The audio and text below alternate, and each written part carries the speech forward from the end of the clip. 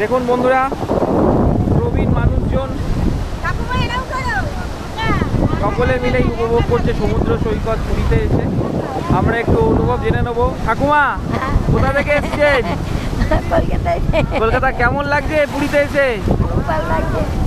ভালো লাগছে? কোনো অসুবিধা হচ্ছে না তো? তাহলে দেখুন আপনাদের সামনে প্রবীণ একজন মহিলা কলকাতা থেকে এসেছেন। আপনার নাম কি? নামটা একটু বলে দাও। সন্ধ্যারানী পাল। সন্ধ্যারানী পাল কলকাতা থেকে এসছে পুরী সমুদ্র সৈকতে এসে